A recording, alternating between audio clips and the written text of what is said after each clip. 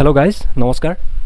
मोर channel आपलोक स्वागतम जनालो आज मैं मोर फार्स्ट कुकिंग भिडिओ अपलोड दी ओलाइसो और ये मैं कथा कब विचारों मैं को प्रोफेशनल कुक बा शेफ नहय मैं जस्ट कुकिंग मोर हबी है आगर पर हबी आसिले और गति के मैं सरू सुरा क्या कि बस्तु बनाई थाको कुकिंग एक्चुअली बहुतरे हबी थाके और सकलोए आजिकाली मैं देखिছোঁ भालेखिनि मानुहे आजिकाली यूट्यूबत निजर जोनखिनि रेसिपी आछे बा जोने निजे जोनखिनि बस्तु बनाय सेखिनि शेयर करे सो मैं भाविलो जे मयो जिखिनि बस्तु बनाओ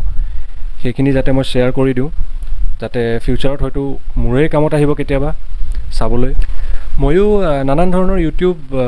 रेसिपी बिलाक चाइ इन्स्पायर হৈছো मैं भाबो जे मैं रेसिपिটো অলপ सिम्पल কৰিব বিচাৰো আৰু जोनखिनि बस्तु आमी इजिली पाওঁ आमी मार्केटत जोनखिनि इजिली एवेलेबल है সেইখিনি বস্তুৰে মই ৰেচিপিবিলাক তৈয়াৰী কৰিবলৈ চেষ্টা কৰিম আৰু আশা কৰোঁ আপোনালোক সকলোৱে মোক সাপোৰ্ট কৰিব আৰু ৰেচিপি চাই ভাল পাব আৰু যদি আপোনালোকে ভিডিও চাই ভাল পায় তেতিয়াহলে নিশ্চয় চেনেলটো সাবস্ক্ৰাইব কৰিব বুলি আশা কৰিলো আৰু লাইক কৰিব ভিডিওটো তো আজি মই যেটো ৰেচিপি আপোনালোকৰ লগত শ্বেয়াৰ কৰিব ওলাইছো হেতু হৈছে চিকেন কোফতা এখিনিত মই এটা কথা ক'ব বিচাৰো যে আজি যোনটো ভিডিও মই শ্বেয়াৰ কৰিব ওলাইছো হেতু একচুয়ালি আপোনালোকে ক'ব পাৰে যে কমপ্লিটলি আনপ্ৰফেশনেল कारण मैं किचन तो कोनो यूट्यूब भिडिओ बनाम बुली तेनका सेटअप करा नासिलो जस्ट मैं भिडिओ तो बनाइसिलो किन्तु लास्ट मोमेंटत मैं भाबिलो जे भिडिओ तो अपलोड करि दिउ गतिके मैं भाबो जे आपनालोके মোক हेखिनित अलप एक्सक्यूज करि दिबो आरो आगলৈ जिबिलाक भिडिओ मैं बनाम हेबिलाकत हयतो मैं अलप किचन तो अकमान माने सिजिल लगाबले चेष्टा करिम गतिके एतिया देरी नकराके भिडिओ तो स्टार्ट करो आहक सो गाइज एखन हल इनग्रेडिएंट्सर लिस्ट जोनखिनि आमी এই ৰেচিপিটোত ইউজ কৰিম तो मैं आधा किलो चिकेन बोनलेस करी मिक्सार ग्राइंडारत ग्राइंड कर ललो इते मैं हाफ टीस्पून निमक दिसो और हाफ टीस्पून जालुकर गुड़ी दिसो और 3 टीस्पून चाउलर गुड़ी बा पिठा गुड़ी जीतु आपनालोके कय या आमी इते दी दिसो और लगते 1 टीस्पून जिंजार गार्लिक पेस्ट बा आदा নহৰু पेस्ट दिसो और हाफ टीस्पून गरम मसला पाउडर दिसो लगते इते मैं 1 टेबल स्पून फ्राइड अनियन्स दिसो बा पियाज भजा पियाज दिसो जोनखिनि मैं आगते भाजी लैसिलो और लगते मैं इते 2 टीस्पून कॉर्नफ्लोर एड करिसो एतिया मैं अलप जलकिया इयात एड कर दिम केसा जलकिया आपनालोके आपलोकर हिसाबत जिमान लागे जला সেই हिसाबत দিব পাৰে एया मैं अलप तेल साइडत राखिसो कारण मैं एतिया एखिनि भालके खाना स्टार्ट करिम गोटे इनग्रेडिएंट्स बुर मैं भालके एतिया खाना स्टार्ट करिसो और मैं एतिया मीट बल्स बनाम बा कोफ्ता बनाम সেই কাৰণে মই তেলখিনি লৈছিলো যাতে মিক্সচাৰটো হাতত লাগি না যায় আৰু এই ধৰণে মই মিট বলছবোৰ বনাই লম আৰু এই প্লেটত ৰাখি যাম তো ফাইনালি মই ইমানখিনি মিট বলছ তৈয়াৰী কৰি ললো এতিয়া এইখিনি মই ফ্ৰাই কৰিম সেই কাৰণে মই পেনত 1 টেবল স্পুন তেল লৈ লৈছো আৰু এইখিনি মই 15 পৰা 20 মিনিট ফ্ৰাই কৰিম লো ফ্লেমত जाते मिट बल्सखिनि जलि ना जाए सो बल्सखिनि फ्राई होৱাৰ পিছত মই পেপাৰত অলপ তেলটো খাবৰ কাৰণে ৰাখি দিছো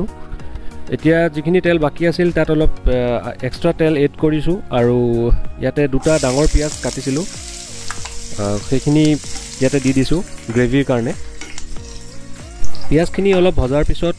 গোল্ডেন কালাৰ টাইপ হৈ উঠিব আৰু এতিয়া মই ইয়াত 1 চামুচ কুটি থোৱা আদা নহৰু দি দিম और সেইখিনি ভালকে ভাজি লম যাতে আদা নহৰুৰ যোনটো কেঁচা গুণ থাকে সেইটো যাতে গুছি যায় আদা নহৰুখিনি ভজা হৈ গৈছে গতিকে মই ইয়াত এতিয়া আধা চামুচ ধনিয়া পাউডাৰ এড কৰিছো